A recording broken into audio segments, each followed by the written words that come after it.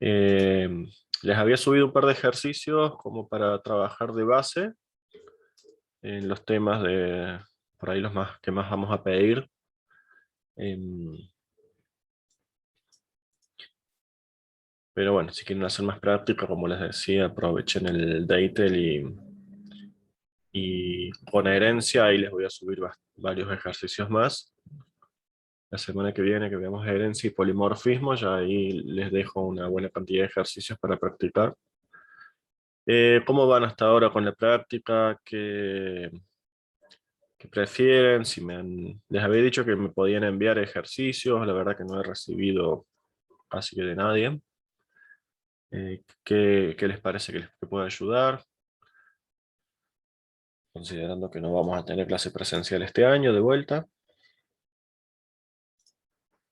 ¿Algún comentario? Con el teórico de objetos van un poco mejor que con el con C, o peor, porque es bastante más abstracto, C++.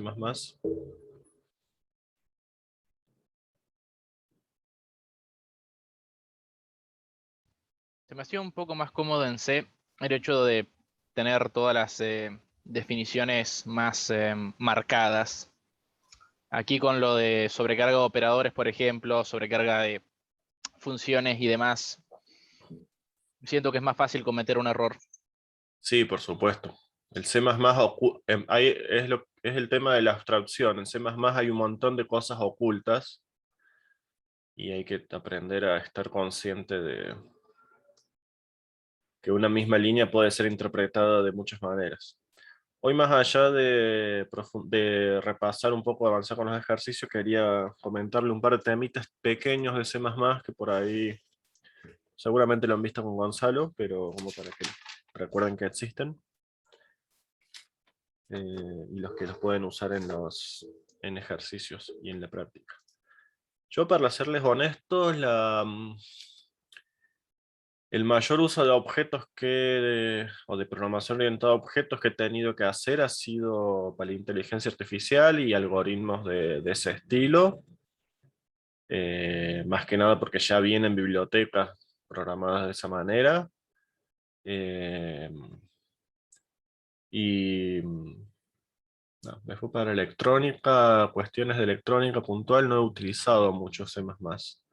Sí he utilizado para programación en PC, de vuelta con bibliotecas generalmente de procesamiento de audio, de video, que ya vienen diseñadas en C++ por normalmente profesionales de otras áreas de computación, sobre todo, que, que como no se dedican a la parte o no les interesa la parte de hardware, de electrónica, no usan el C o un lenguaje de bajo nivel. Así que, eh, bueno, básicamente eso. Más allá de las ventajas que tiene la programación orientada a objetos y que hoy en día la mayoría de las placas y procesadores nuevos están pensados para que funcione bien el C++ o el Python inclusive. Hasta hay placas que soportan Java. Eso no quiere decir que sea la forma más eficiente de explotar esa placa. Entonces, eh, solamente se los comento a la hora por ahí si quieren dedicarse a estudiar o avanzar en la parte de programación o electrónica digital, eh, para que lo tengan presente. C, Assembler sí, y de vuelta, en programen en lo que programen, tener presente en qué es lo que está haciendo la máquina detrás. Aún si programan para PC o servidores, demás, recordar qué es lo que qué es lo que está haciendo el procesador por detrás, y para saber qué posibles fallas puede tener, o hay mucho trabajo en lo que es la optimización de software. Y de vuelta, como hay muchos programadores que no son de origen electrónicos, no conocen cómo es un procesador por dentro, ustedes lo van a ir conociendo a lo largo de la carrera. Hay muchas bibliotecas que están programadas de una forma muy poco eficiente y ahí podemos nosotros hacer nuestro aporte. Sin ir más lejos, como adaptar una aplicación que funcione mejor en un celular, por ejemplo. Programadores de aplicaciones para celulares programan en base a objetos y por ahí ven que no funciona, que se les traba, que se les cuelga, entonces ahí un electrónico puede ayudar bastante en encontrar la razón del problema en cuanto al mal manejo de memoria o hacer muchas tareas extra que lo hacen lento. Bueno, en cuanto a lo que pedimos de C, de clases, es un poco esto que está en este ejercicio que les había dado de ejemplo. O sea, dar la interfase de una clase que se especifica en una consigna o en un diagrama de clase. El diagrama de clase va a ser lo más completo, por supuesto, que pueden tener. Desgraciadamente, o también a propósito, se les suele dar la consigna redactada y ustedes tienen que interpretar de la consigna cómo es la interfase de la clase. O sea, ponerle nombre a la función, a las variables, definir el tipo de dato de entrada, de salida, y demás detalles que en el diagrama de clase están explícitos. Así que tienen que acostumbrarse a ambas. Con respecto a la implementar correctamente, bueno, los tipos de acceso, los métodos, recuerden que tenemos como método los constructores y destructores, que hoy vamos a ver destructores. Después tenemos los métodos set y get, por ejemplo, que son métodos para acceder a los atributos de una clase, recordando que los atributos usualmente son privados. Por lo tanto, es común que las clases tengan un método set y get, o establecer, leer, obtener, para cada uno de los atributos. Se puede hacer un método para cada atributo, o utilizar un método que me permita leer y escribir varios a la vez, depende de la aplicación. Y después hay algo que se le llama funciones de utilidad. No sé si Gonzalo se los dio así, los otros profes también lo dan, que son métodos privados que, como método privado, solamente van a poder ser usados por métodos de la clase y se utilizan para tareas u operaciones internas de la clase, y que obviamente al ser privados van a aparecer con el simbolito menos, por ejemplo acá, y no se van a poder usar desde afuera de la clase. Ese creo que es un término que, bueno, lo he visto mucho en los finales que se toma. Igual por ahí es una nomenclatura del Daedalus, básicamente, ¿no? No lo he visto en otros lugares. Y después métodos extra que hagan otras tareas. Y los otros métodos que son importantes es la sobrecarga de los operadores, para los cuales vamos a repasar la sintaxis de cada operador del C++. Todos los operadores del C++ se pueden sobrecargar, excepto el sizeof. Entonces, pero cada operador tiene una sintaxis diferente. ¿Eso ya lo vieron en el teórico? ¿O vieron algo? No sé si lo llegan a ver en detalle. ¿Pudieron avanzar con alguna clase de estas? ¿Implementar alguna? ¿Practicar algo? ¿Tuvieron alguna dificultad particular con esto básico? ¿Una clase, constructor?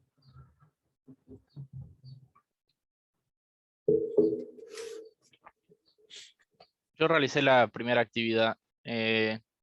¿Ah? Sí, esa.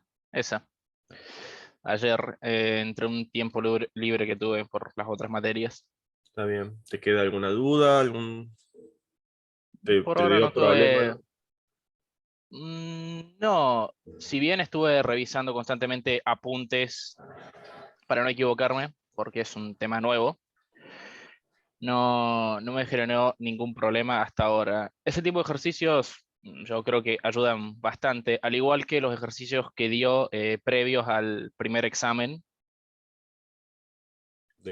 Por, sí, de práctica, porque yo a esta materia la tuve medio abandonada en el primer cuatrimestre por enfocarme en otras, y durante las vacaciones estuve invirtiendo casi todo el tiempo en esto porque estaba muy atrás.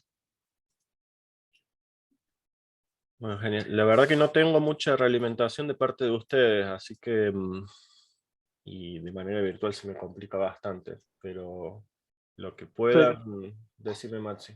Disculpe. ¿Podrá repasar el ejercicio 3 de la guía? Yo medio como que no entendí la consigna, porque hay algunos puntos Sí, ese que quiero ver, pide.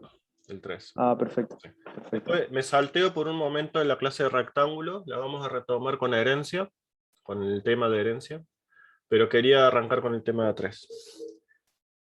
Las referencias, básicamente. Sí, que no está muy clara la consigna. ¿Ya vieron referencia con el profe? ¿Qué son las referencias? Sí, sí, vimos. La referencia es una nueva forma de manipular lo que era antes hacíamos con punteros. Lo declaramos, usamos ahora el ampersand, el mismo operador que usábamos antes para indicar la dirección de memoria, ahora tiene doble uso, hay que tener cuidado. Me sirve el operador de referencia, era. Si yo lo utilizo de esta manera, me indica que la variable b es una referencia. Y cuando yo lo utilizaba, por ejemplo, in asterisco p igual a la dirección de a, era obtener la dirección de la variable a. Así que cuidado, ahora empieza esto que decíamos recién, de que en el C hay cosas que funcionan de manera diferente según el contexto. Entonces, cuidado con el símbolo ampersand. Entonces, ¿cómo digo que la variable b es una referencia de la variable a, por ejemplo?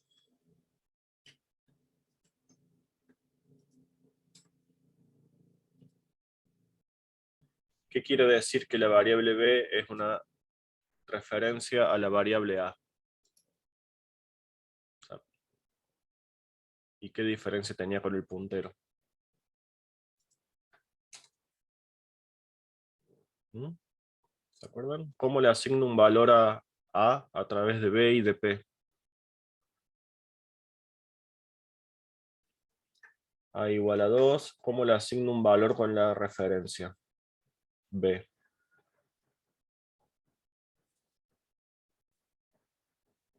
Modifico el contenido de a través de la variable b. ¿Cómo debo escribir? ¿Así?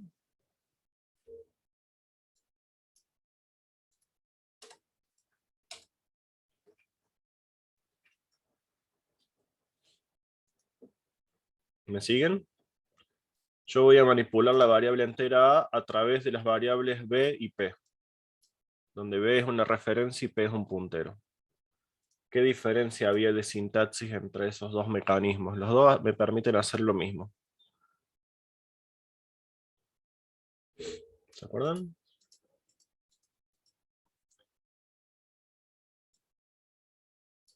Cuando yo uso referencia, directamente lo hago así, como si estuviera usando la variable a. Es un seudónimo, es un alias, otro nombre para la misma variable. Entonces va a hacer exactamente lo mismo poner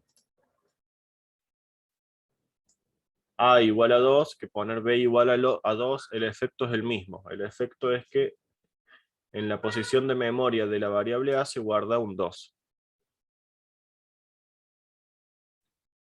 En cambio, si yo hacía lo mismo con puntero, debía usar el asterisco.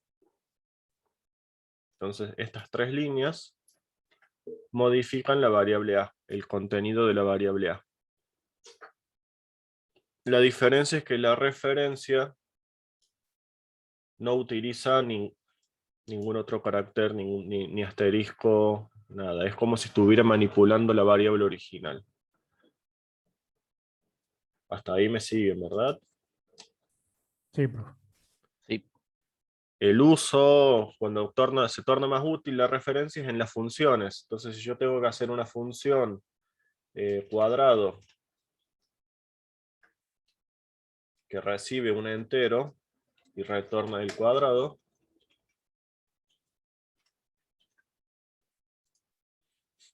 así le paso por valor. Esto sería cuadrado por valor.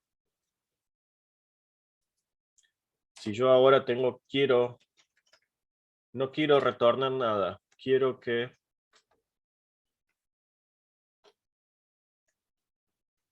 el resultado me lo devuelva. Lo vamos a hacer con retorno primero. Quiero usar puntero ahora, que me pase la dirección de memoria del entero que yo voy a usar.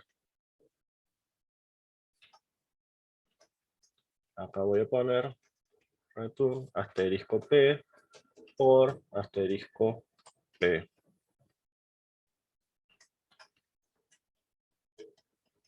Donde el asterisco de asterisco no es potencia. En Python esto es potencia. En C no.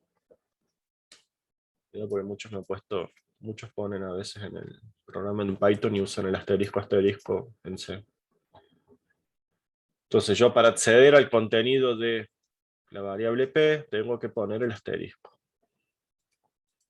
Y si yo uso referencia,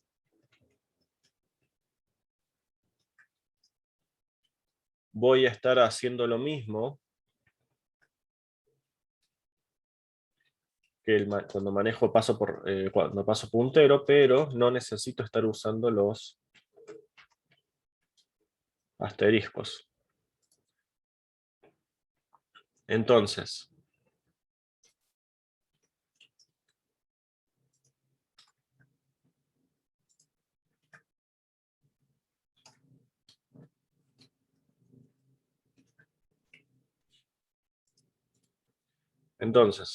cuando pasaba por valor, acuérdense que cuando yo paso por valor datos, con enteros no hay drama, pero si tengo que pasar un objeto, un string o un arreglo, lo que sea, cuando yo paso por valor o una estructura grande, se duplica la información.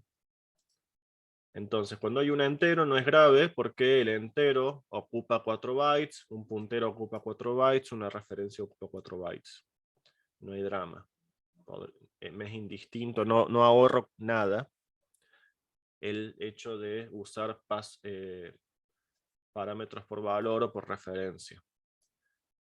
Pero si yo tengo que pasar una estructura dato y esa estructura dato ocupa, no sé, 10 megabytes, no me conviene estar pasando por valor siempre. Entonces, ahí me conviene usar las herramientas de referencias, puntero o referencia. No se confundan cuando hablo de parámetro por referencia, que puede ser puntero o referencia.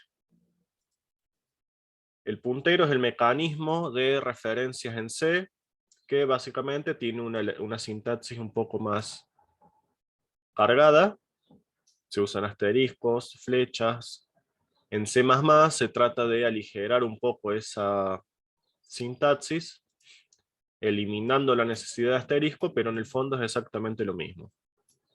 El problema es que yo acá, cuando lo leo así suelto, no sé si R es una variable entera, por ejemplo, o es una referencia. No sé si estoy manipulando la variable R o estoy manipulando el contenido apuntado por R. ¿Ven la diferencia? Yo cuando estoy en esta función, yo sé que cuando manipulo la variable A, sé que A es una variable de tipo entero porque le estoy asignando un número 2.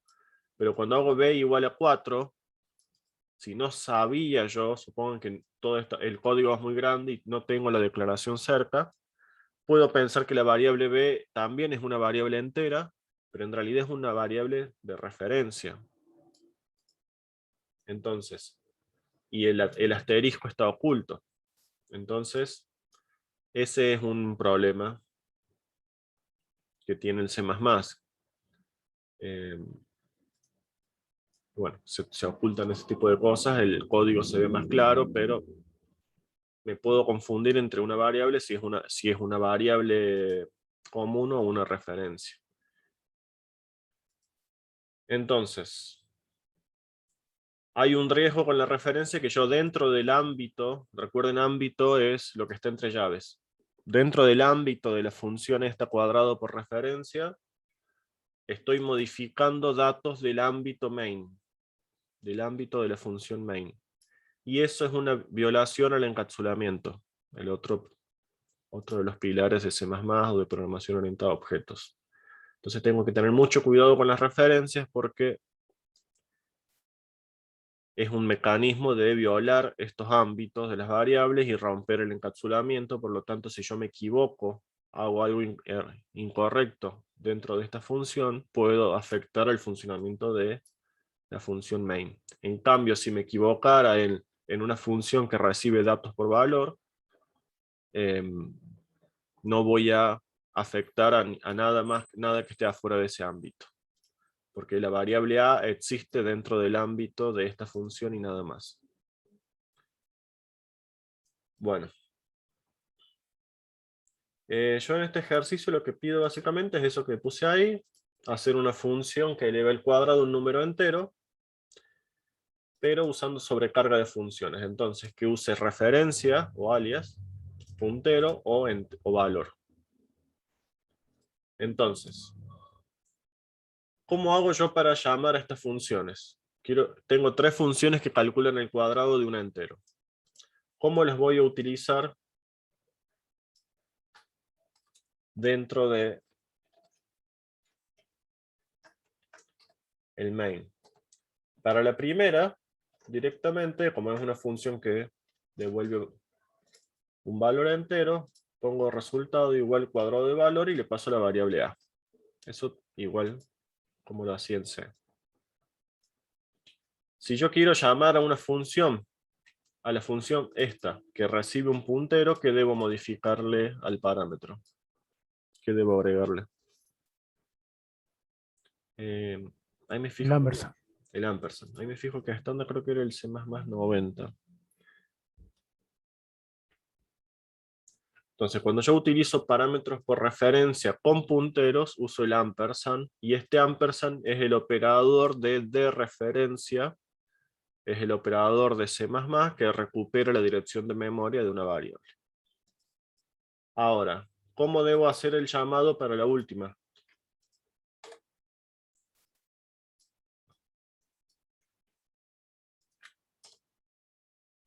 ¿Cómo hago el llamado entonces para esta última función, que recibe como argumento una referencia?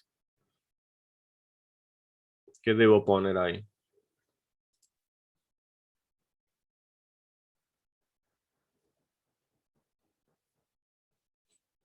¿Lo mismo? ¿Cómo lo mismo acá? ¿El ampersand? ¿Por qué una dirección o no? ¿Cómo era? No, la referencia es otra cosa. Cuando yo llamo a una función que pide una referencia, lo hago así, lo uso como si fuera por valor. Ok. Y fíjate inclusive que no me da error. Cuando yo apoyo el mouse encima, reconoce que tiene que llamar a la función que recibe una referencia. Entonces, aquí hay otro de los problemitas de lo mismo que charlábamos recién de C++, que confunde la lectura. Si yo lo veo así, y yo sé que la variable a es un entero, y no tengo el prototipo de la función a mano, yo pienso que esta es una función que recibe un valor, pero en realidad la función esta va a poder modificar el valor de a en el main. Además de devolverme el cuadrado, también esta función me puede modificar el a. Y quizás el a en este punto es diferente al a después de haber llamado la función. Yo cuando llamo a una función que recibe datos por valor, yo tengo que saber si hay alguna posibilidad que esa función modifique lo que yo le pase. Ya vamos a conversar un ratito sobre eso. Entonces, cuando yo llamo a una función y le tengo que pasar una referencia, no necesito tener declarada, por ejemplo, int referencia b igual a... No necesito pasarle una variable que sea ya una referencia. Lo puedo hacer. Le puedo pasar la variable b, que b es una referencia. No necesito hacer esto, simplemente puedo pasarle directamente a. Entonces les pongo las dos posibilidades para que lo vean. Entonces sí, cuando yo leo esto, estoy haciendo cosas distintas y las dos ya reconocen la misma función. Porque cuando yo le paso a, acá el compilador es como que le agregara el ampersand sin que yo se lo diga. Entonces ya ahí hay una primer posible fuente de error, ya sea porque la función puede modificar una variable que es propia del main, como también que yo no esté al tanto de que está trabajando con referencias y básicamente lo confunda con una función que recibe otra cosa. Bueno, el problema acá es cuando yo les digo acá usar sobrecarga de funciones. Entonces sobrecarga de funciones era cuando las funciones tenían el mismo nombre. Yo puedo definir a estas dos como cuadrado y como sus argumentos de entrada son diferentes, el compilador se va a darse cuenta que acá, cuando yo le mando la variable entera A, va a tener que llamar a la función esta. Y cuando yo llamo a la variable pasándole una dirección de memoria, a la función pasándole una dirección de memoria, es capaz de reconocer que debe llamar a la segunda. Fíjense que me la marca el mismo compilador. Ahora, ¿qué ocurre si yo quiero hacer referencia quiero hacer sobrecarga con esta otra función?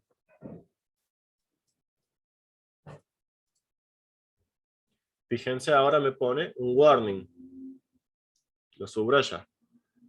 ¿Qué problema va a tener acá? Yo tengo una función llamada cuadrado que recibe un entero y otra llamada cuadrado que recibe una referencia. Las interfaces son distintas, pero ocurre igual una ambigüedad porque el compilador no va a saber reconocer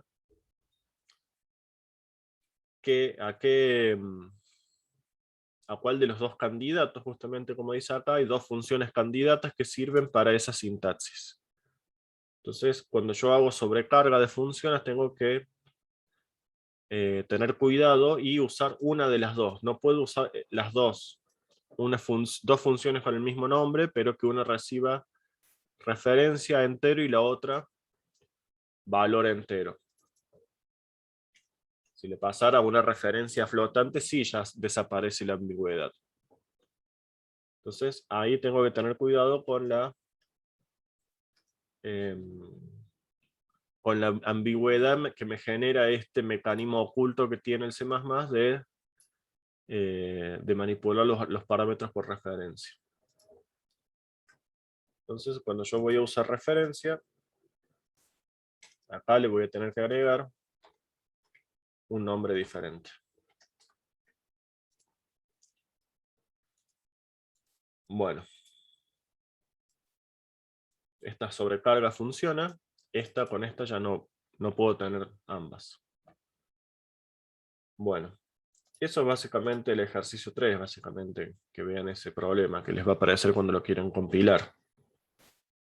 En este caso el Eclipse, aún sin compilarlo, me lo muestra.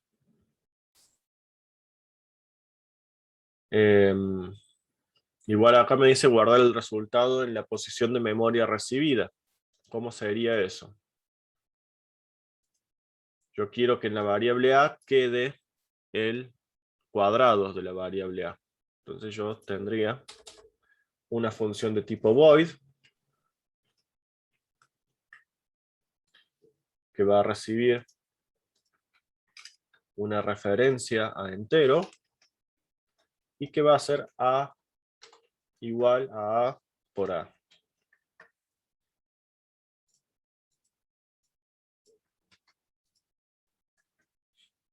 También podría haber usado puntero y lo haría de esta manera. Entonces, estas dos funciones, tengo sobrecarga, una función void que recibe la dirección de un entero y una referencia a un entero y lo modifica, y acá recibo un puntero y modifico el contenido de ese puntero. En cuanto a funcionamiento interno es igual. Obviamente con referencia es mucho más clara la lectura y yo básicamente desde el ámbito de esta función local estoy manipulando variables de otra. El mecanismo es el mismo que si yo usara puntero. el stack, todo lo demás. Es el mismo mecanismo de llamado a funciones, lo único que me permite hacer más claro el código. Entonces yo ahí podría hacer quad a y quad ampersand a. Entonces, estas dos funciones van a elevar el cuadrado, la variable a. Pero una usa referencia, entonces no tengo que ponerle nada, y otra usa puntero. ¿Queda un poquito más claro? Este mecanismo de referencia, justamente como me permite estar usando funciones con este mecanismo de paso por referencia, que no duplica la memoria, que no duplica los datos, perdón, eso es una ventaja bastante grande, sobre todo de vuelta cuando estoy manipulando datos que ocupan bastante memoria.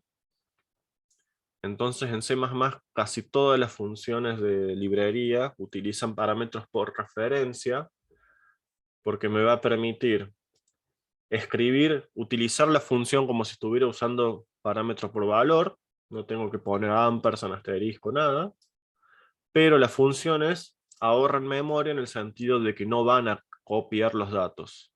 Entonces esa es un poco la razón de por qué el C++ internamente van a ver que las funciones de biblioteca utilizan todas referencias. Entonces si yo tengo esta función que recibe parámetro por valor, con solamente agregarle un ampersand ahí, cambie a que esta función manipula por referencia y no me duplica los datos, entonces con solo agregar un ampersand estoy ahorrando memoria en mi stack. Y no tuve que cambiar nada del código. Esa es una ventaja interesante, pero bueno, tengo que recordar como programador qué es lo que implica en cuanto al ámbito o la localidad de las variables. En el momento que yo le pongo ampersand acá, el dato que está en la variable A no es local de cuadrado, sino que es de otra función. Bueno, ¿hasta acá me siguieron más o menos? Este problema de las referencias de que me afecta lo que es el encapsulamiento, o sea que un método puede modificar datos de otro método, lo cual no debería hacerse,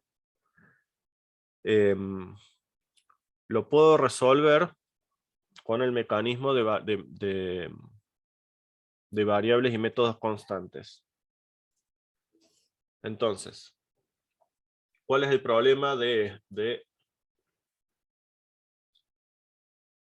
esta, por ejemplo? Que si yo en algún lugar de mi función, sin querer, hago r igual, no sé, a 0, estoy modificando ahora, estoy arruinando la variable, o poniendo en 0 la variable r de la variable del main, donde llamó esa función, o sea, acá. Entonces, a partir de acá, la variable a contiene un 0. Se perdió el dato que estaba en 0, en la variable a. Porque la función está cuadrado, aparte de calcular el cuadrado y devolvérmelo, también puso en 0 la variable que le pase. Eso lo ven, ¿verdad? ¿Cuál es ese problema? O supongan que esto haya sido, no sé, un puntero o alguna que haga referencia a un arreglo grande y que por algún error dentro del código acá se modifica el valor. Estoy afectando un dato del main. ¿Cómo puedo evitar esto? Haciendo que la función reciba una referencia pero constante. Entonces yo le digo que va a recibir una referencia, por lo tanto va a trabajar, manipular una variable que no le pertenece a esa función, sino que le pertenece a otra función, pero que solamente le va a poder leer. Solamente la va a poder leer. Entonces si yo hago esto, a ver si lo guardo, y compilo, fíjense, me marca un error ahí. Porque con este const lo que hago es que la variable R es de solo lectura, no la puedo modificar. ¿Vieron el tema de variables constantes? Sí. Bueno, entonces, por este tema de que en C++ casi todo usa referencias, también es una muy buena práctica. Cada función que recibe una variable constante, una variable de referencia, o en general cualquier variable con puntero o referencia, acá también. Si yo quiero asegurarme, pero que la variable no, que el método no me altere esa variable o el contenido de esa variable, voy a hacer los parámetros de entrada constantes. Entonces, por ejemplo, acá, en los métodos, por ejemplo, los métodos set de altura, set base, que reciben ese argumento float para guardarlo en el atributo, debería poner esos dos argumentos de entrada como constantes. Igual bueno, en esas dos, porque son las únicas dos que reciben valores. Entonces, es una buena práctica declarar las variables como constantes. Cuando yo uso referencia, ¿verdad? Puntero o referencia. Si no, cuando yo paso por valor, también lo puedo hacer. Si yo lo hiciera en esta otra, puedo hacerlo. Lo que pasa es que, o sea, me va a impedir hacer esto, pero no tiene demasiado sentido.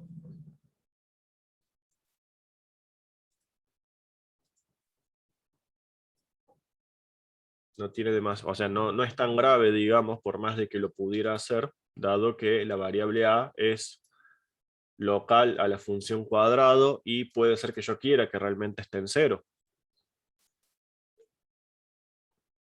En todo caso, me va a servir para asegurarme que cuando yo use la variable a dentro de la función, estoy manipulando en lo que recibí como argumento y no otra cosa. Entonces, es una forma de proteger la variable.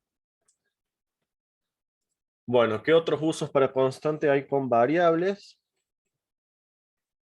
Entonces, esto es usar const para los argumentos de funciones cuando yo quiero que esa función no modifique a la variable que recibe como argumento, como parámetro. Puedo declarar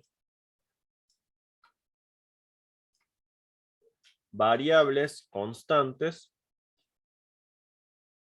por más de que sea una contradicción. Puedo declarar una variable pi igual a 3,14. Esto es una variable flotante que va a ocupar un espacio de memoria, a diferencia si hubiera usado una etiqueta.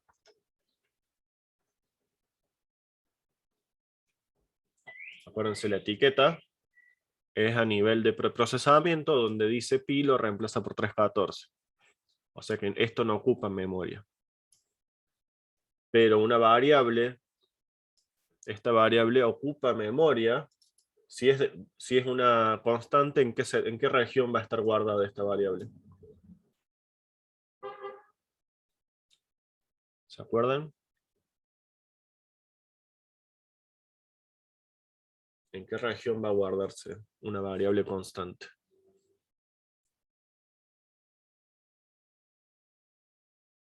¿Se acuerdan? Yo no lo recuerdo. Todas las variables constantes, globales o no, y más aún las que están inicializadas, se guardan lo más cerca posible del código, de la sección de código que era text. Entonces, van a estar en la sección data en la parte baja. Acuérdense, primero va el código en la sección text. El código, porque bueno, es la secuencia de instrucciones a ejecutar, no se puede achicar, digamos.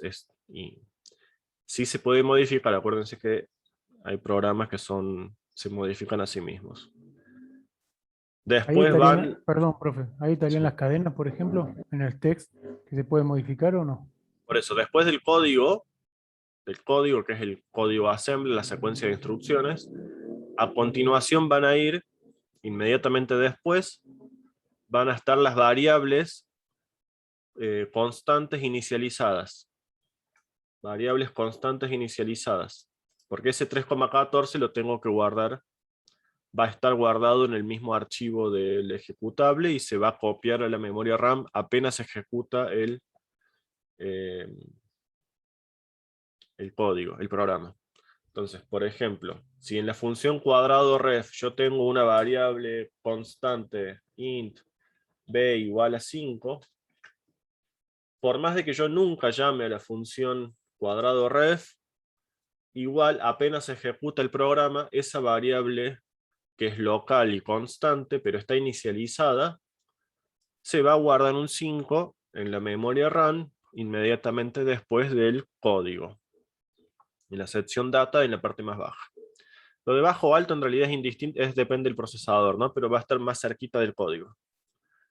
Y después van a estar las variables globales, las variables globales, que no están inicializadas, pero que ya se reserva la memoria.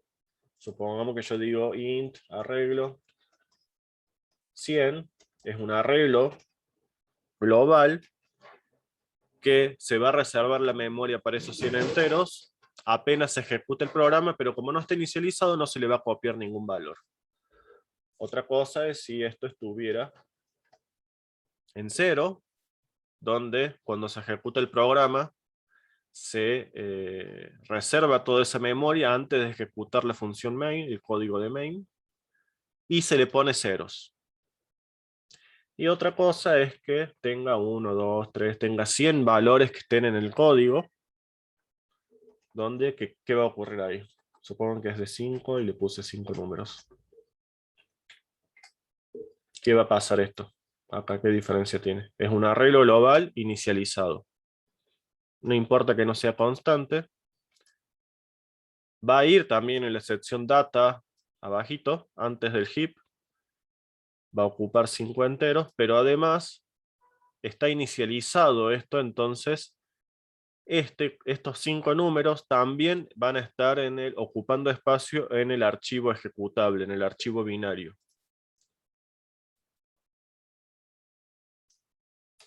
Acuérdense que yo tengo lo que ocupa en memoria RAM un programa. Cuando se ejecuta un programa se copia a la memoria RAM el código y ahí se empieza a reservar la memoria extra que necesita para sus variables. Pero el archivo ejecutable, que lo tengo que guardar en algún lugar, en otra memoria, en un disco duro, en una flash, también ocupa espacio. El archivo ejecutable es este. El .o o el .exe.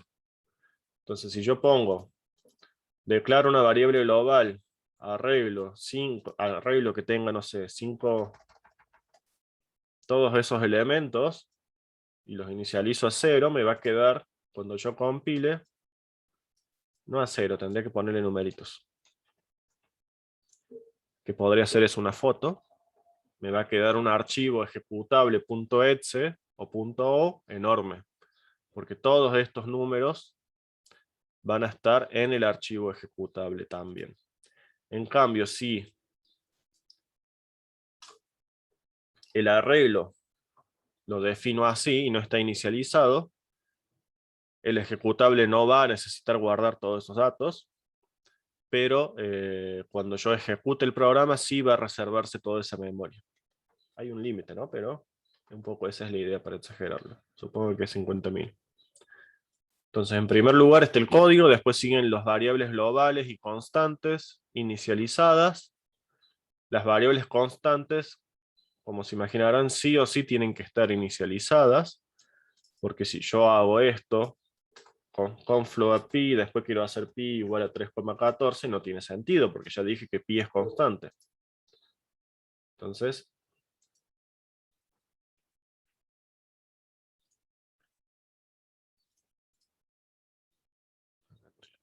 esto.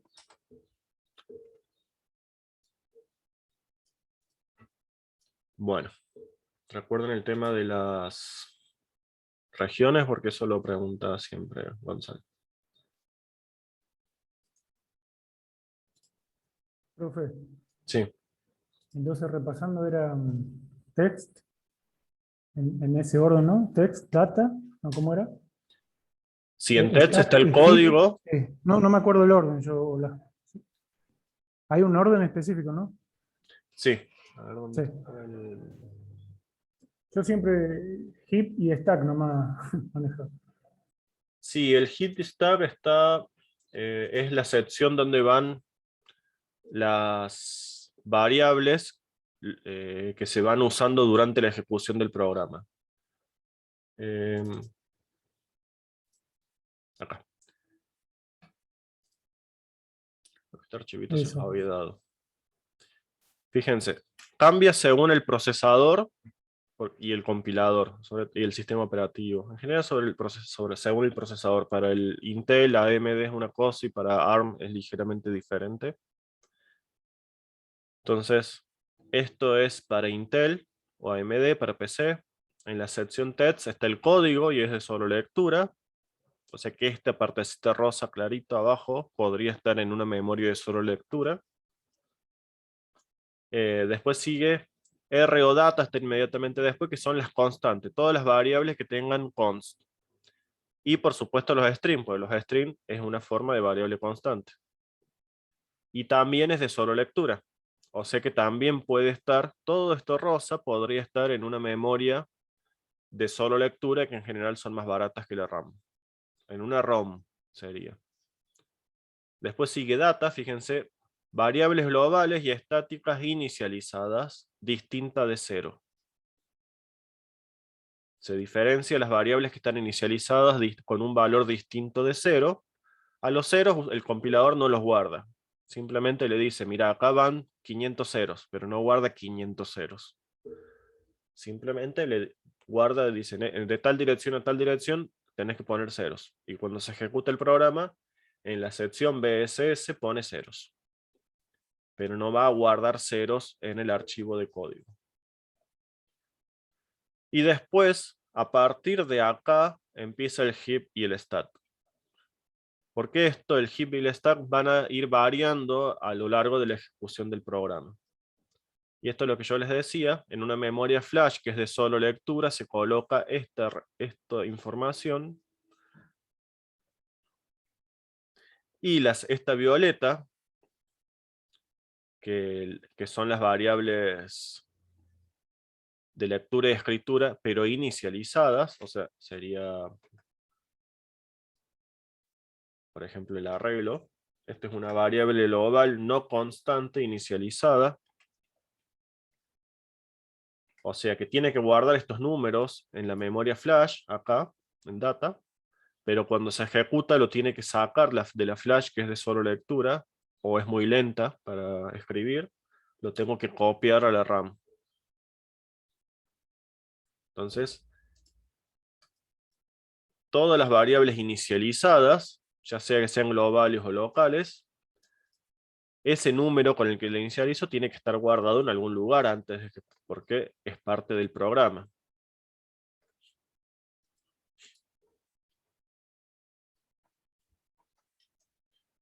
Y como les decía, si tengo un vector de ceros,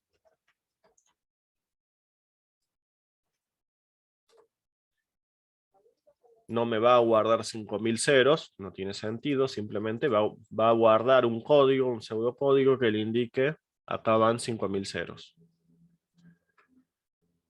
Entonces este vector B, no me ocupa espacio de mi flash, porque la flash también hay que... Acuérdense que lo que va en la flash está, uno lo pone en la memoria SD en una placa y se llena rápido la memoria SD. La RAM va a variar porque según si yo ejecuto un programa, cuando termino de ejecutar libero la RAM. Así que la RAM, si bien puede ser poca, es dinámico. Voy liberando la memoria RAM. Bueno, esto depende del compilador en C. Es del... Y va a depender, el compilador depende de la placa. Va a ser un compilador de C para Linux, un compilador de C para Windows, un compilador de C para ARM, Linux, para ARM, Windows. O sea, es el mapa de memoria, lo define el compilador para una arquitectura particular. Pero más o menos tienen las mismas reglas.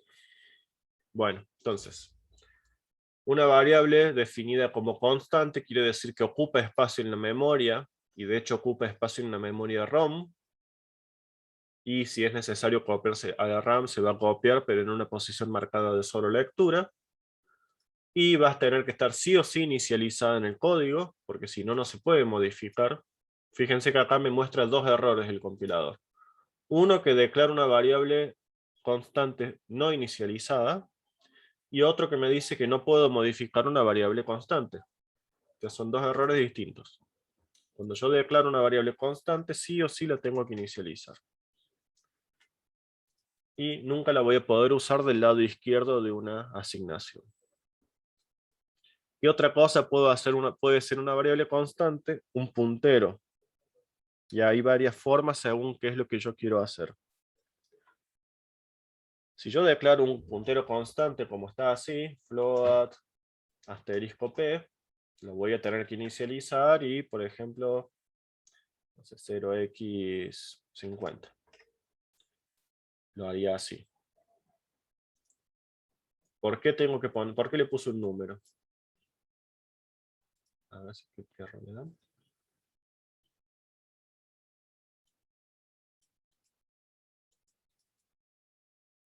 A ver si me deja ponerlo pi.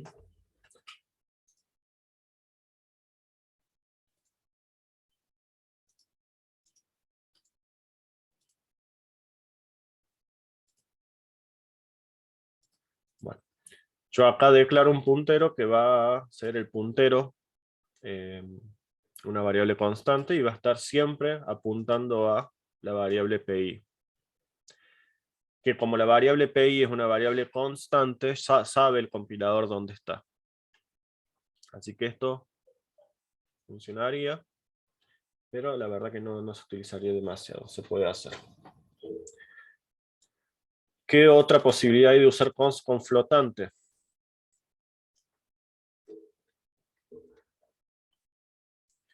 Hacer el puntero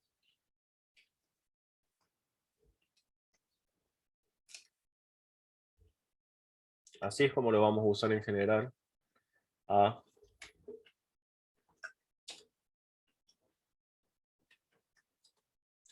un puntero constante. O sea, el puntero acá está apuntando siempre a sacar los warnings, le voy a poner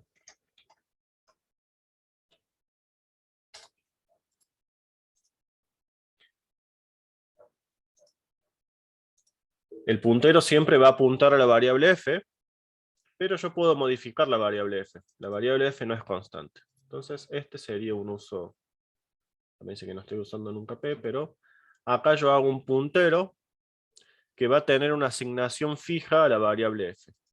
Por lo tanto no voy a poder modificar ese enlace, pero voy a usar, entonces p lo voy a tener que usar siempre con un asterisco para modificar la variable a la que apunta. Pero no voy a poder modificar p en sí mismo.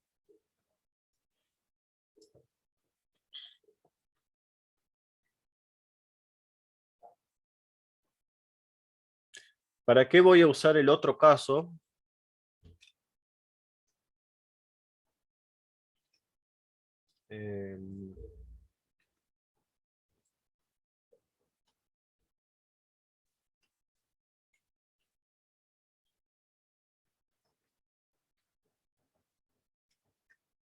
¿Para qué voy a usar este otro caso? Fíjense, cambia la posición del calificador const.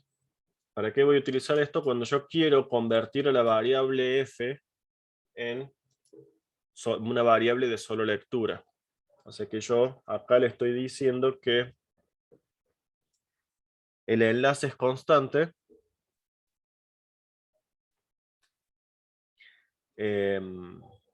Yo voy a poder modificar el enlace, pero no voy a poder modificar la variable.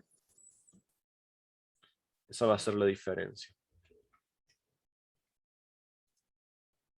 O sea, con esto estoy convirtiendo a constante a la variable f que no la declaré como constante. Entonces, si en una región del código, o por ejemplo, para pasarle a una función el contenido de f, supongo que f vale 2,5. Si yo quiero asegurarme que la función no me modifique la variable f, acuérdense que podía tomar una referencia, le puedo mandar el puntero constante y me aseguro que ahí va a ser equivalente a haberle puesto el cons acá, en la lista de parámetros. Entonces yo con este puntero constante puedo convertir a una variable de solo lectura. O sea, lo voy a usar para proteger la variable. Cuando yo utilice PC me aseguro que nadie va a poder escribir o modificar el valor de f, solamente lo va a poder leer.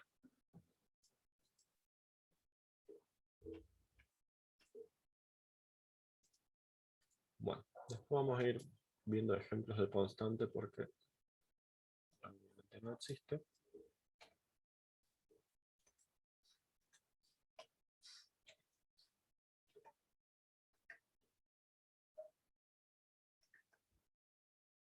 A ver si me deja hacer eso.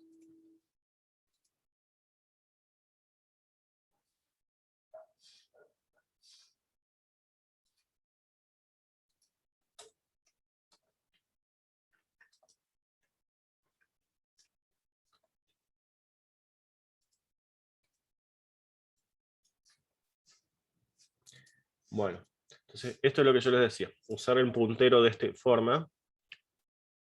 Yo puedo después modificar el enlace del puntero, pero este puntero me va a servir para manipular una variable flotante en modo solo lectura. En cambio, acá, cuando pongo el constante después del asterisco, no puedo cambiar el enlace. P siempre va a apuntar a F. No voy a poder hacer P igual a ampersand B. Voy a poner el float de arriba.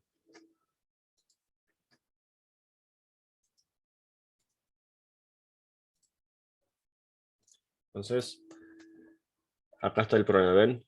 Acá no puedo cambiar el enlace. El enlace es lo que es constante de solo lectura. En cambio acá, lo que digo es que el puntero, a lo que apunte el puntero va a ser de solo lectura. ¿Más o menos se ve esta diferencia? Sí, se comprende. Bueno, se fijarán que es un temita un poquito... Después vamos a ver el uso de const en las funciones, que también tiene sus problemas. Bueno. ¿Quería sacar ahí esa advertencia, profesor, o no? ¿Cuál? Esta advertencia es porque nunca uso ¿No? pi. Claro, porque no la uso. No, esa no. Hay que comentarla, Por eso digamos. yo la saco. Claro. Y esto es un error, porque no se puede modificar el contenido del puntero.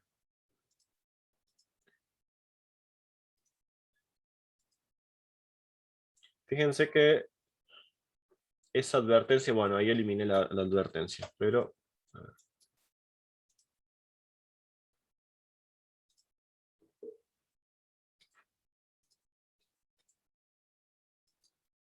Esta advertencia ahí me dice que si yo utilizo ese flag del compilador,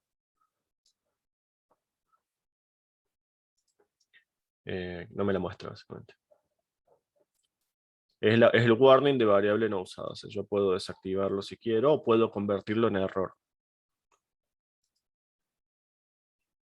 Usualmente el compilador de las variables no usadas no las compila, no ocupan memoria. Pero en este caso, que yo defino una variable constante pi y nunca la uso, sí me va a ocupar memoria y bueno, no tendría sentido ocupar memoria para guardar algo que nunca voy a usar. Bueno, memoria dinámica.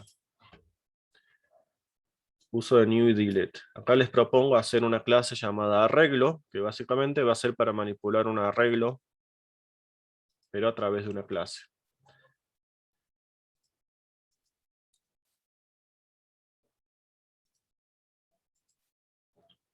Entonces,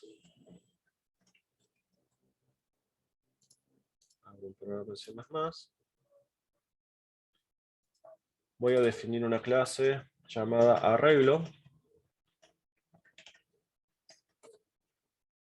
que no va a almacenar un arreglo en sí, sino que va a almacenar un puntero. Por ejemplo, que si es entero, va a almacenar un puntero a un entero.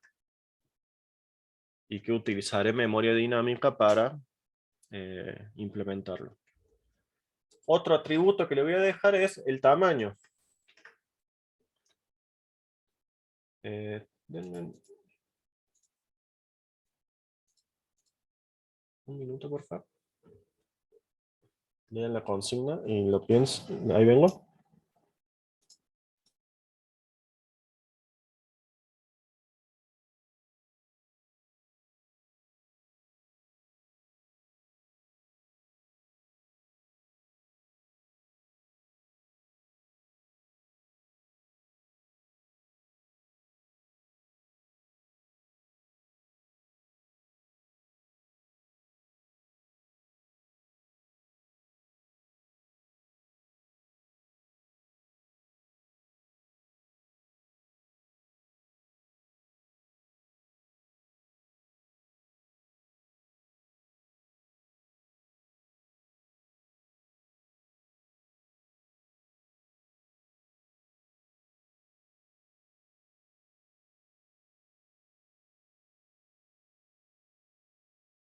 Perdón, acá estoy.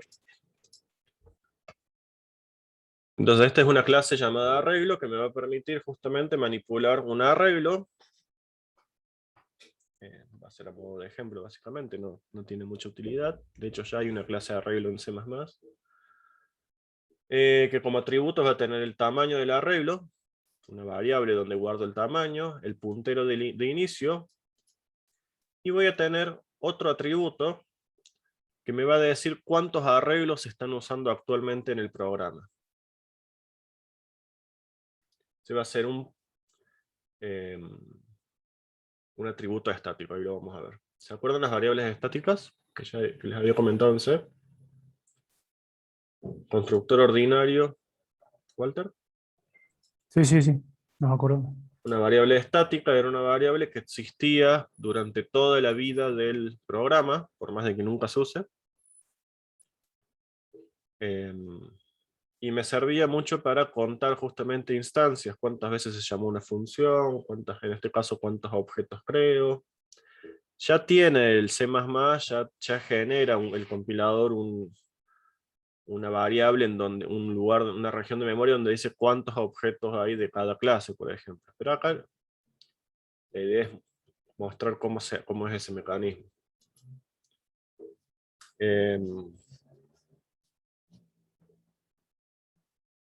Constructor ordinario y por defecto, que si no recibe nada, va a generar un arreglo de 10 elementos. Acá sí va a hacer falta el destructor, sobrecargar el operador de copia, que sí es obligatorio en este caso porque usamos memoria dinámica también. Y bueno, el operador suma y ya vamos a ver inserción y extracción. Entonces acá está la interfase. Cuando un objeto utiliza memoria dinámica, ya es obligatorio usar el destructor. Es el principal uso del destructor. Y tengo que mínimamente sobrecargar el operador de asignación y el constructor de copia. Que acá no les puse el constructor de copia. Pero sería... El igual sí es obligatorio, pero el de copia también debería ser. Lo debería haber agregado. Después voy a la variable estática. ¿Por qué tengo que sobrecargar el constructor de copia?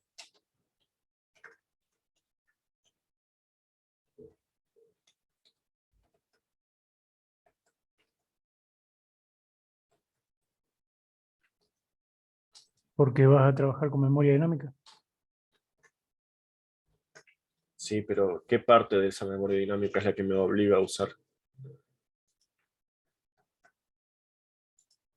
¿Por qué razón voy a tener, qué es lo que voy a tener que hacer en ese destructor? Liberar la memoria. ¿Qué memoria? La memoria asignada. Con new. Con new, bien, pero en particular la que yo asigno en el constructor. Principalmente cuando en el constructor reservo memoria dinámica, en el destructor debo liberar esa memoria sí o sí. Puede ser que aparte mi objeto, otros métodos puedan haber reservado memoria dinámica y en el destructor la libere, pero eso sería un indicio de mala programación en realidad. En el destructor yo debería liberar memoria que ha sido inicializada en el constructor. Justamente deshago la operación que hice en el constructor. Si otro método declara una memoria dinámica, ese método se tiene que asegurar de que se libere la memoria cuando se deje de usar. Y si no, si es una memoria que utiliza todo el objeto, la debería haber reservado en el constructor. Así que, o darle al destructor las herramientas para liberarla. Pero bueno, es un detalle. Bueno. ¿Se acuerdan? Había dos formas de implementar un método de una clase. Dentro y fuera de la clase. Cuando era dentro de la clase, pongo inmediatamente después la implementación. Y cuando es fuera de la clase, acá pongo solo el prototipo y cómo implemento ese método fuera de la definición.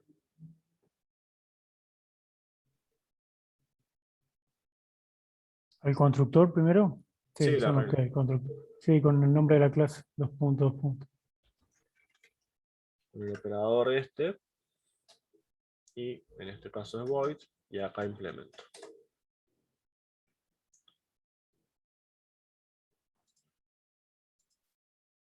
Bueno, entonces.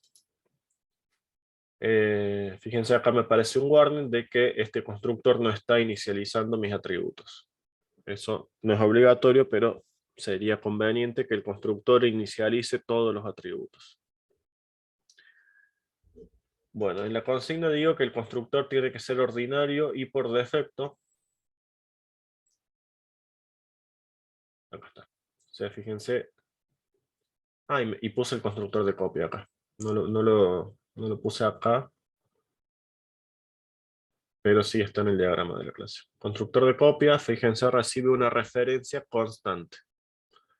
Esto es porque este tipo de las funciones que manejan referencias sería conveniente que siempre sean constantes. Cosa de que ese método no modifique la variable que recibe. Entonces, si yo quiero que este constructor sea por defecto y ordinario, ¿qué hacía? Ordinario y por defecto. Un 0. ¿Dónde? Lo inicial es 0.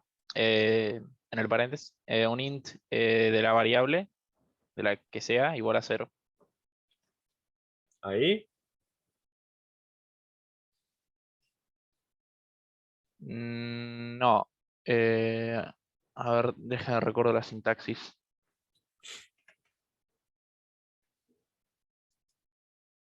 Claro, recién había solo un constructor por defecto.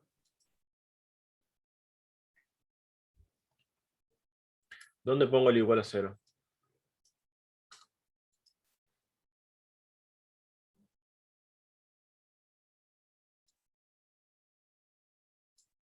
En la definición. Sí, en la definición.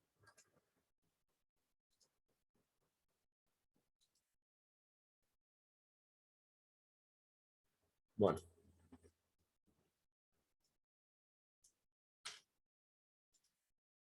Entonces, acá yo tengo un constructor ordinario y por defecto. Pero lo que le dice acá es que si no recibe nada, ponga 10, no 0. Entonces agregaría un 10. Entonces, lo que va a hacer este constructor es básicamente reservar la memoria para el vector. el tamaño lo voy a guardar en A, y en P voy a reservar memoria dinámica para almacenar n elementos. ¿Cómo reservo memoria dinámica en C++? Con el operador new. ¿Cómo se haría esto?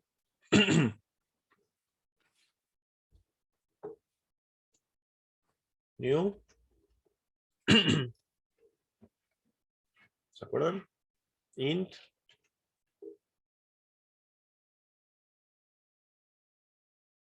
Y la cantidad de elementos. ¿Con qué símbolo? Corchete.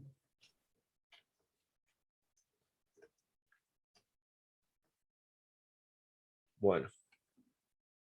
Ya que estoy, que en un constructor sería conveniente chequear que A fuera mayor que 0, por ejemplo. Porque no tiene sentido que me manden un valor negativo o un valor 0. Si me mandaran otro valor tendría que hacer algo. Sería conveniente hacer algo. O puedo directamente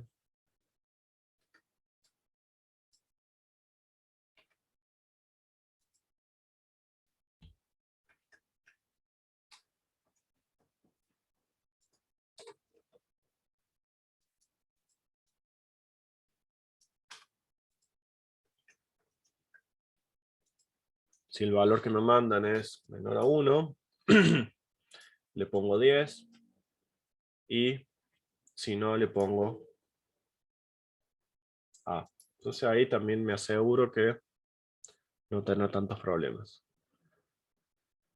Bueno, entonces yo reservo memoria dinámica. Siempre que uso new en algún lugar deberé tener un delete. En este caso va a ser en el destructor. Arreglo doble dos puntos. Voy a implementar el destructor. El destructor no recibe ningún parámetro y es uno solo.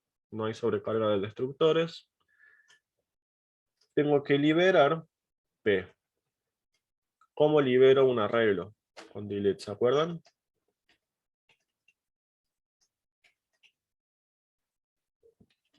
Delete P me libera la memoria asignada al puntero P. Pero si no le pongo nada, me va a liberar la primera posición nomás. Le tengo que decir que era un vector. Y se lo digo así. Poniéndole los corchetes antes, le indico al operador delete que P es un vector. O sea que tiene que liberar todo el contenido, toda la región asignada a ese vector. Y en algún lugar el compilador ha guardado el tamaño de ese vector asignado a P. Entonces lleva registro el compilador de, acuérdense además que puede haber múltiples arreglos en memoria en ese momento, y sabe qué tamaño tiene cada uno. No porque exista la variable n, el atributo n, sino porque en otro lugar también guardo el tamaño del vector. Cada vez que se llama new, va a guardar el tamaño asignado. Y cada vez que yo reasigne P va a actualizar esa tabla. Bueno, entonces el destructor lo usaré cuando en el constructor he reservado memoria dinámica.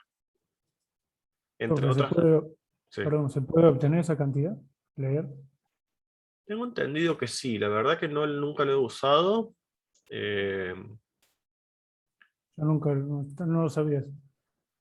Hay una tabla, para cada objeto hay una tabla que se guarda en un lugar del heap, básicamente, en realidad de la sección data, que almacena la información de cuántos objetos hay en uso en cada momento y este tipo de cuestiones. El delete y el new utilizan otra región también. Tengo entendido que se puede acceder, pero bueno, obviamente no es está oculto. No es la idea utilizarlo. Entonces,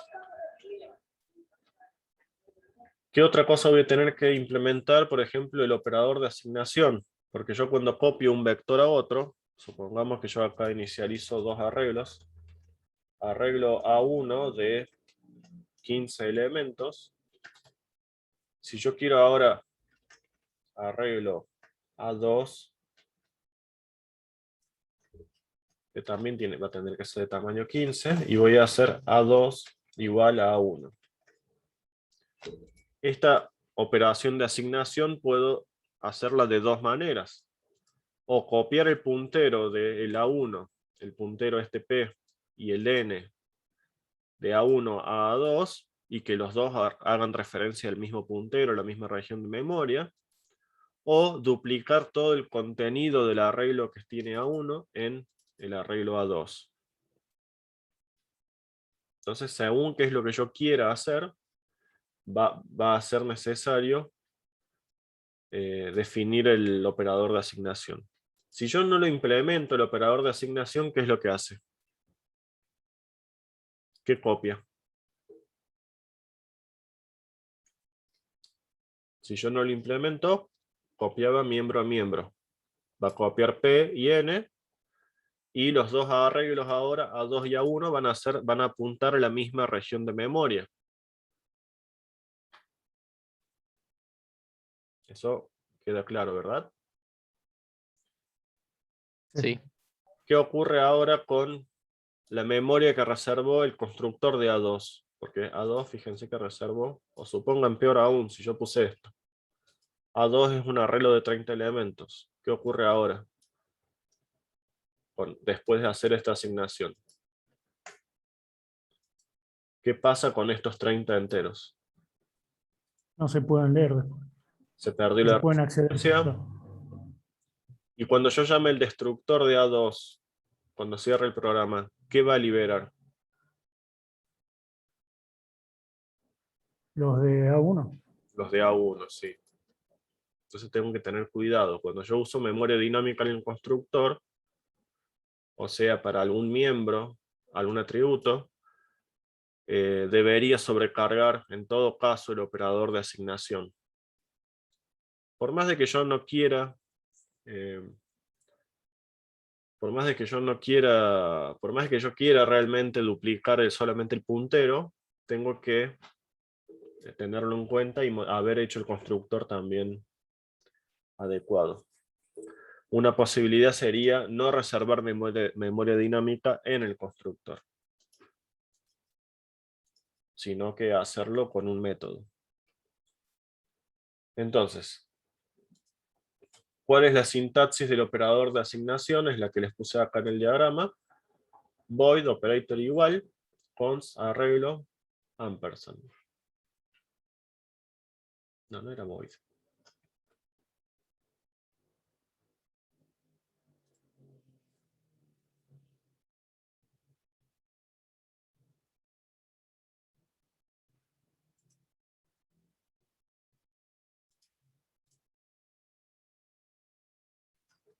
Parece que no.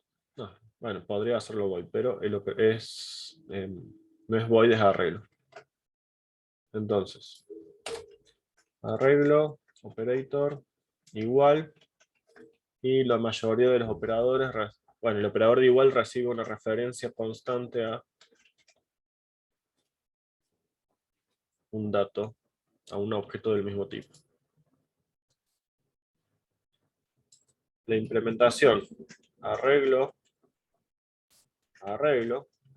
doble dos puntos, operator igual, const, arreglo, ampersand, origen.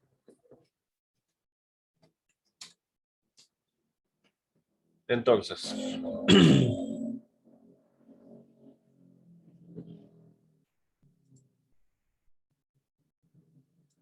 tengo que sobrecargar qué es lo que va a hacer el operador de asignación. Acá razonémoslo. ¿Qué hay? yo tengo en este momento, cuando se llame el método operador, ¿qué ha pasado previamente?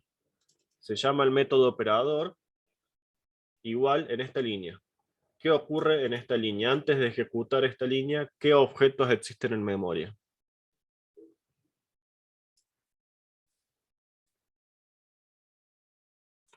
¿Qué instancias hay en memoria? A1 y 2. A1 y A2, ambas con sus memorias dinámicas reservadas. Entonces, cuando se llame al método operador igual, o sea, se utilice el igual, quiere decir que ya existen en memoria por lo menos dos instancias de clase de arreglo. ¿Cuáles son esas dos instancias mínimas? La instancia O, que recibo como parámetro de entrada, que es el objeto de origen. ¿Y cuál es la otra instancia? Y sería el objeto de llegada, digamos, a donde quiero copiar toda la información. O retorno.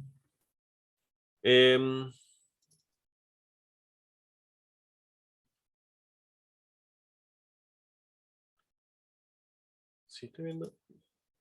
Me chequeé rápido. Sí, es la instancia actual. El objeto que llamó el método. Déjenme.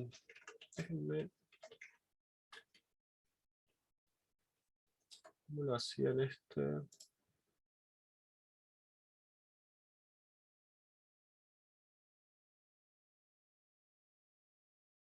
Me chequeo rápido, me quedó la duda. Ah, sí, está bien.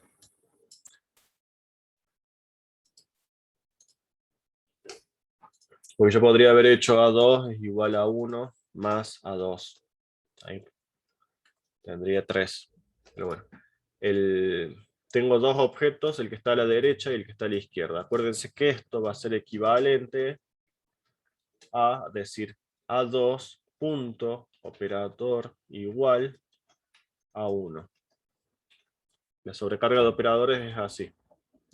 Acá es el objeto A2 que se llama el método operador igual y le pasa como parámetro el A1. Este que está a la derecha va como parámetro y el A2, el que está a la izquierda, es el que llama al método. O sea que cuando entra la función operador igual, el objeto actual es el A2 y el que recibe como argumento es el A1. Entonces tengo estos dos objetos como mínimo. Y entonces, ¿qué es lo que debo copiar? Debo copiar los datos de este arreglo origen en el arreglo actual, en el objeto actual. El objeto actual tiene estos dos atributos, P y N. Entonces yo debería a N copiarle el valor O.N. Y acá está la cuestión del puntero. Si yo podría hacer O.P, pero ¿qué pasaba esto con el arreglo? Yo estoy copiando solamente el puntero, no estoy reservando nueva memoria para copiar los elementos. Otra posibilidad sería copiar elemento por elemento. Y eso lo haría en un for. For int i igual a 0, i menor que n, i más, copio en p, y va a ser igual a o.p i. ¿Y qué me está pasando acá? ¿Qué problema tengo? Esto se entiende, ¿no? Si yo quiero que copiar los dos arreglos, significa copiar elemento por elemento, no copiar el puntero. O sea, que queden duplicados los datos. Yo haría esto, en un for copio elemento por elemento. Pero ¿qué problema puede haber acá? ¿Qué me está faltando hacer en el medio? Asignar memoria. ¿Por qué? O sea, necesito saber. Sí, decime. Testear la cantidad, ¿no? Testear la cantidad. Verificar, sí. O sea, lo que pasa es que yo tengo antes de hacer esto, yo ya tenía un arreglo existente con su propio tamaño. Entonces, si los dos arreglos son iguales, tienen el mismo tamaño, no hay problema. Hago esto. Entonces yo podría decir, por ejemplo, si n es igual a p.n, hago esto.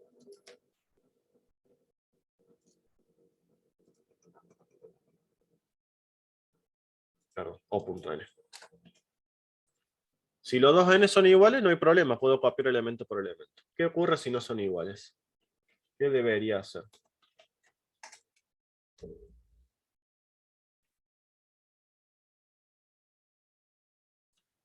Si es mayor o menor, ¿qué debería hacer?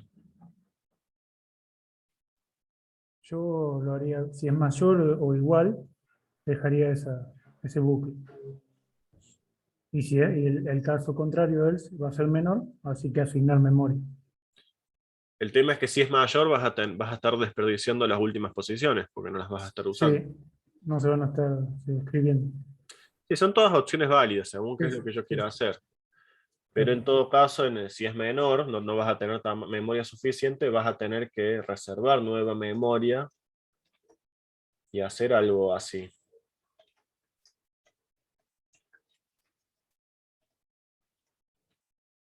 Vas a tener que hacer algo así, para previamente hacer la copia, elemento por elemento. Pero ¿qué otro problema hay si yo hago esto? ¿Qué más debería hacer?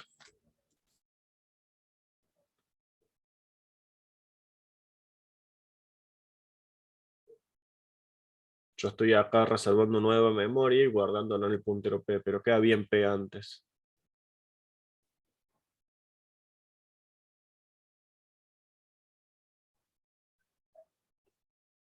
P fue inicializado en el constructor, con un tamaño diferente. Entonces, ¿qué debería hacer antes de asignarle nueva memoria a P? Definir una variable auxiliar ¿Para qué? donde reservar temporalmente la memoria. ¿Qué otra cosa? ¿Ronaldo, estás hablando o se te activo nomás? Tengo que liberar la memoria que tenía P. Antes de asignarle una nueva región, acá no tengo el realloc. Entonces, antes de asignarle una nueva región de memoria más grande o más chica a P, debo liberar la región vieja, porque le voy a copiar nueva información. Entonces, si los tamaños no son iguales, voy a voy a eliminar lo que tenía antes, y ahora sí voy a hacer que n sea igual al tamaño de lo que voy a copiar. Es indistinto. Y ahora voy a copiar elemento por elemento. Pero primero liberé la memoria original.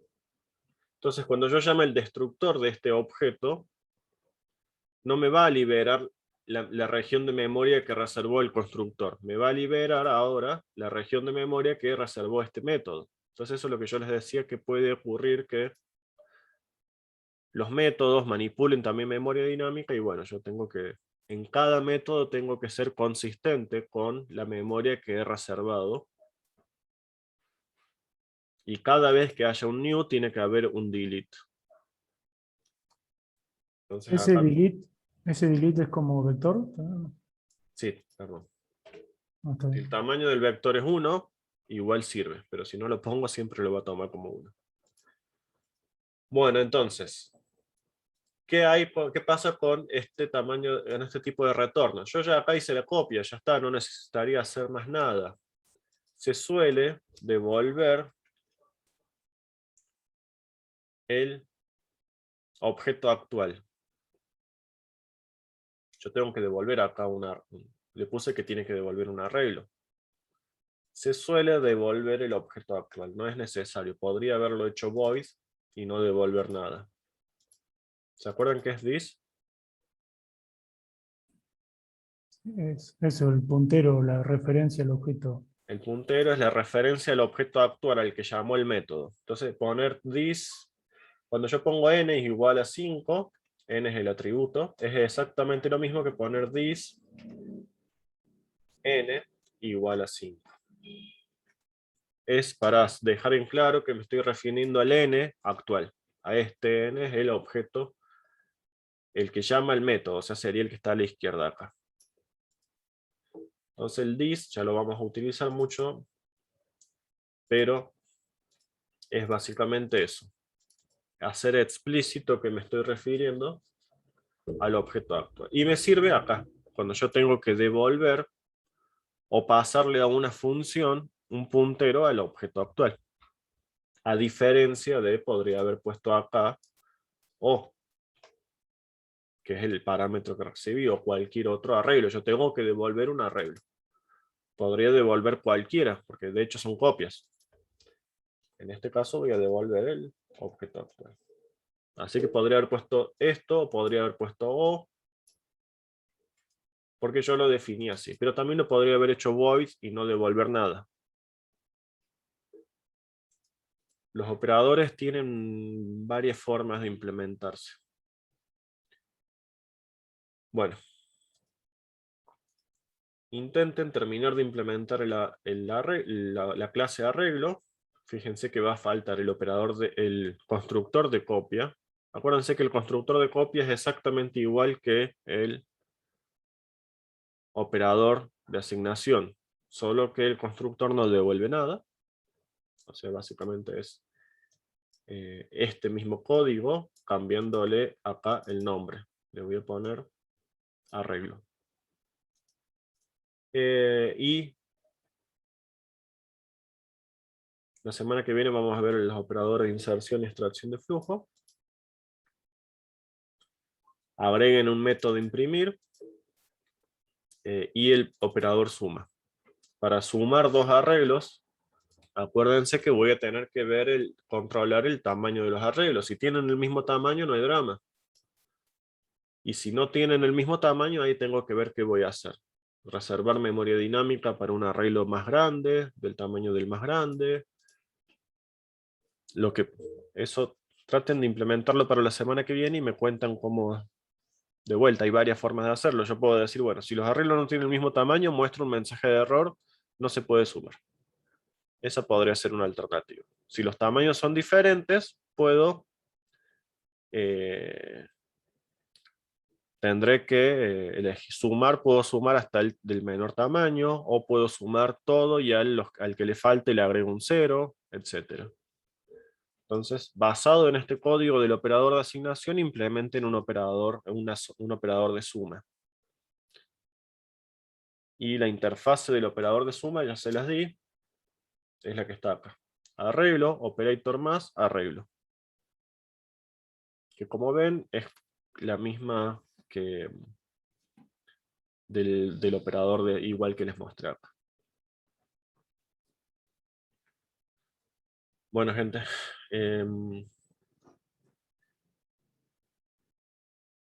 Nos faltarían un par de temitas chicos de C++, de clases, y ya para poder arrancar con herencia y polimorfismo.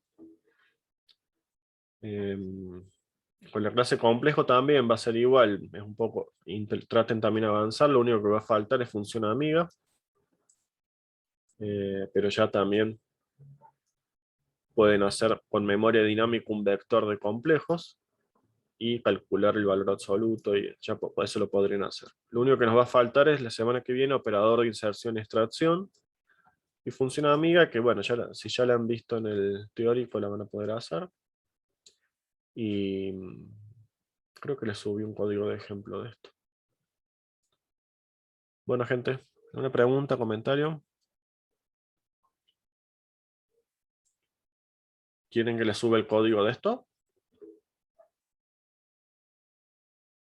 No estaría mal como para tenerlo de referencia. Bueno, les subo la sobrecarga de esta y un programa main básico para que implementen el resto, sobre todo el operador suma. Esto más o menos es un ejercicio de de final práctico, básicamente. Para parcial es un poco largo, pero podría ser también.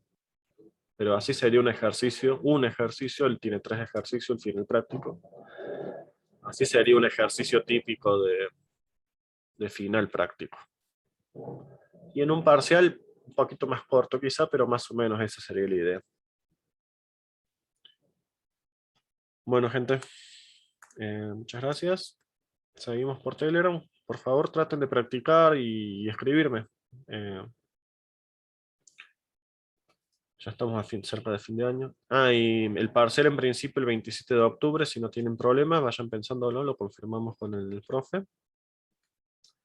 Pero en principio el segundo parcial práctico podría ser el 27 de octubre. O el 20. Para mí es más conveniente el 27. Después van a quedar 4 semanas que van a ser básicamente para 3 semanas. Van a tener el parcial teórico seguramente esa semana o la siguiente, y a las 2 semanas los recuperatorios. El recuperatorio y el teórico a veces se toma la primera semana de final. Eso ahí le voy a preguntar. Todavía no me contestó Gonzalo, pero van separados una semana por lo menos. Bueno, gente, muchas gracias. Por favor, estos 2 ejercicios o 3, el del complejo, sería genial si lo pueden hacer. Pero si hacen estos 3 completos y no les quedan dudas, estarían listos para el parcial y hasta el final. Facundo, ¿querés decir algo? No. Fue sin querer que liberé el micrófono. Bueno, gente, muchas gracias. Debo retirarme. Gracias a usted, profe. Hasta Gracias luego. por la Gracias, clase. profe. Nos vemos, un abrazo. Suerte. Adiós.